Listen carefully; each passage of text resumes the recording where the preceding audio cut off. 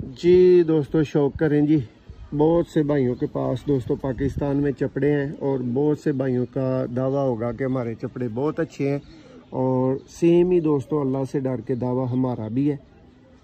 तो ये देख लें जी, ये भाइयों के ख़ास शौक के लिए एक एंटीक दोस्तों, ज़ीरो कली नहीं, शाह पर छोटे वाला दोस्तों एक चपड़ा बच्चा है। ये आपकी स्क्रीन पे देख सकते हैं आप, और ये इसका शाह पर भी दोस्तों नोट करें। ये दोस्तों चपड़ा बच्चा है, बगल देखें, पर देखें किधर तक खुला हुआ है, पर की लेंथ को नोट करें।